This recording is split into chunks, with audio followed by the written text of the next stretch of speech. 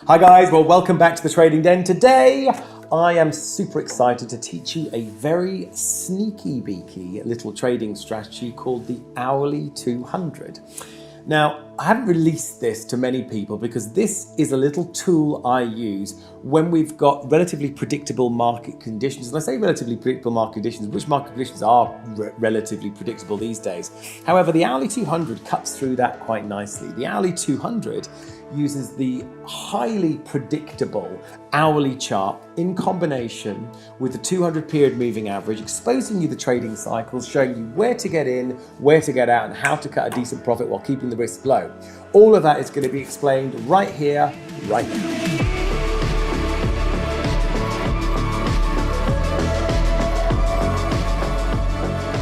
Okay, so I'm going to jump straight into the charts on this one. This is going to be a quick and dirty, but this is going to be a beautiful tool for your little back sack. So get ready for this. This is called the hourly 200. I'm going to jump straight onto smart charts as we look right now. And I look a lot. So for this trading strategy specifically, I'm going to look at sterling pairs, going to look at euro pairs, look at Aussie pairs, and look at Kiwi pairs. But mostly sterling and euro pairs, like sterling yen, sterling Swiss, sterling Aussie, sterling Kiwi. They're the kind of pairs I want to look at. Nice strategy, really, really clever. So here we go. We'll get straight into it, quick and dirty. So we're looking at sterling yen. The only indicators I am putting on this chart is first of all the ATR 10. I'm going to remove it and just show you how to quickly put that on. So I go to my indicators, I hit ATR, and it brings up the average true range. Okay, so we add the ATR. Now I'm going to change that indicator setting if I go to parameters and change that to 10. So it's 10 periods, which gives us the volatility range at any given period of time. So we're looking at the average true range, which is how much that price range is moving. So we love the ATR 10. It tells us where to put our stops, where to put our limits. It's a beautiful indicator. If you don't know anything about the ATR, again, there's another video on this YouTube channel that shows you how to use the ATR. But this is called the hourly 200. And why do we call this the hourly 200? Here's why. You'll notice that we have a dotted green line here. If I go to my indicator setting, EMA, you'll notice it will say 200. So that's the 200 period moving average. Really strong line on the hourly chart and tends to have a good interpolation with price. So you'll notice here that as price ranges from the phase, this is phase 2. If we notice that phase, so from this point here to this point here is phase 2. Price touches around on the 200, then immediately bounces back up, and you'll see the range of price range movement. So if I do a line like this, you'll start to get an understanding where the price is moving. So if I give you this kind of right, in other words, you've got this price range movement. If I see if I can click off that so it doesn't keep hold of my line. Very good. So bounces off the 200. Then we notice we've got a run to, it's kind of like a channel, but don't think of this like a channel trading strategy. That's not what this is. This is simply a buy off, bouncing off the 200 period moving average. But I want to give you some tools to make it better.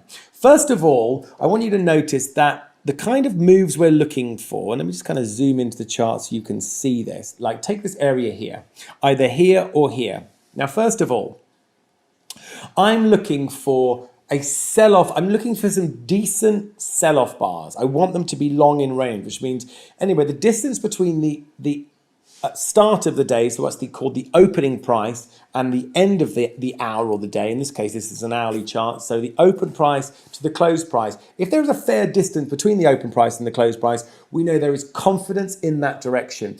If the difference between, or the distance between the open and the close price is quite small, we know there's not a lot of confidence in that direction. What we're looking for is for the phase 2, the sell-off. So this here is the phase 2. Look at these large bars here. These are big sell-offs, but then it touches the 200 period moving average, and immediately the next bar after that is a green bar up.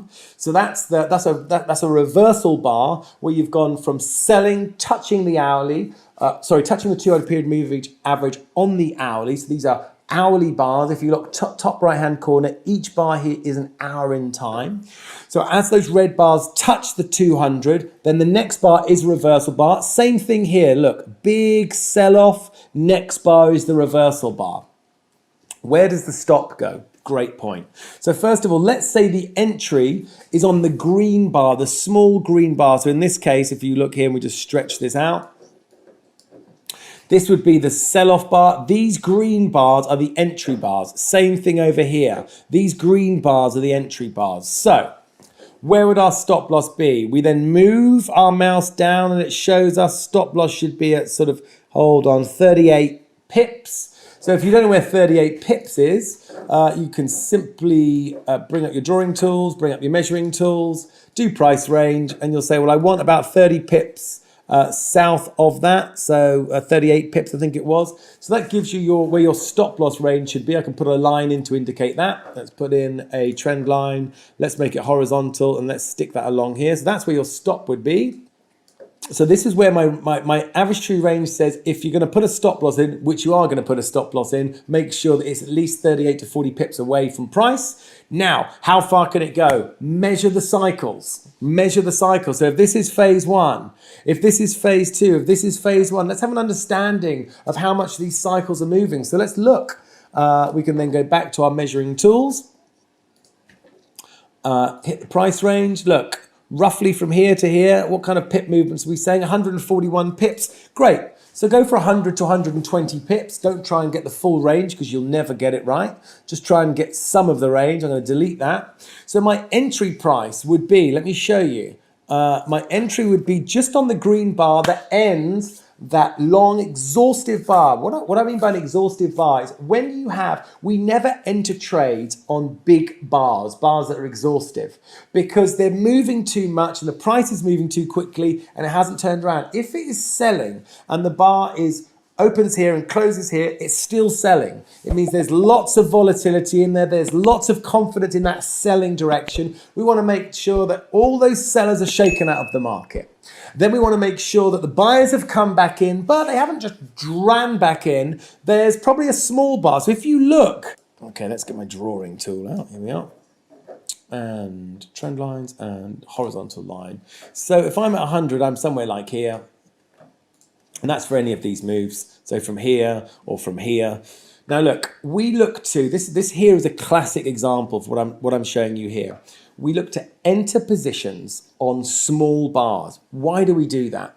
Because we haven't got the volatility, which could then stop us out very quickly on the next move. So we want big volatility on the preceding phase two. Lots of sellers shaken out of the market. Then we want a small bar, reversal bar, meaning that buyers are coming back in off that 200 line on the hourly. That's why this is called the hourly 200.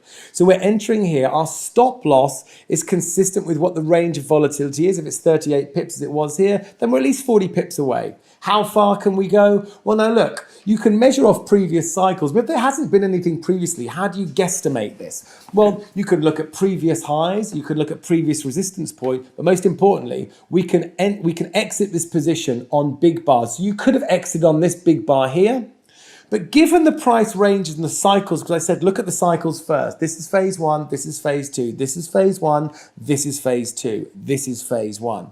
We exit the move on big bars. These are overextended bars. We don't exit the move on small bars. We exit the move where there's plenty of buyers giving us the best offer prices so we can get out of the position for a decent profit. Lots of buyers increasingly moving into the market. In other words, we are exiting the game when everyone's getting really excited. Now, most losers get in the game when everyone's excited. Most losers, most people who don't know what they're doing, they'll see this volatility, they'll see this excitement, they'll be entering here. What happens next? You can see it falls. We aren't doing that. We're looking for the end of the phase two on the hourly chart, bouncing off the 200 with a small entry green bar, a stop loss consistent with what this average true range says. This is the volatility of the hours. Make sure you're outside this range. And then when we exit the trade, we sell to close that position. We exit on these large bars here. Now you can set orders to exit. You can do it live and manually. Or you can set the trade, but I would enter this trade live with live market orders, given those small bars, or you could enter an order. So if I wanted to enter this as an order, and I'm gonna place my arrows around what's already happened. So I'm just going to show you where my stop loss would have been if I placed this trade back then. I'm going to show you where my entry would be, which would be just above that bar there, that small bar. My take profit would be on this big bar here. Now that's consistent, either this big bar here or consistent with the range. We want to be consistent with the cycle range. So that's what we'd be doing. We'd be putting that take profit consistent with this, which happens to be a big bar. Now, if it was exited manually, as soon as you have buy a bar which is extending like 3 or 4 times beyond the range, the normal ATR range, which this bar certainly is, you can see what the normal range is, about 40 to 45 to 50 pips. This bar here is way beyond that. That's an exit bar. So we're entering on small bars. We're bouncing off the 200. We're entering on the high of the reversal bars. We're waiting for those big sellers to come in. And then those small green bars, little entry above that buyer bar, stop loss at 40 pips below, consistent with the ATR 10. And then we're exiting on large bars, consistent with that cycle length. That is a quick and dirty little strategy. I hope you enjoyed it. It's called the hourly 200. Add it to your trading arsenal, and I hope it serves you well. If you like this video, please hit like. If you haven't subscribed to the channel already, get yourself on the subscription list. I hit 2 videos a week, and I hope they're informative. I hope they're valuable. From the comments that we're getting on this channel, it seems to be adding a lot of value to a lot of people's lives. And I hope in this COVID-19 lockdown that these are the kind of tools that you can use to increase your wealth, keep your risk low, and have some fun out there. So if you enjoyed it, do hit like. Don't forget to hit subscribe, and I look forward to seeing you in future videos.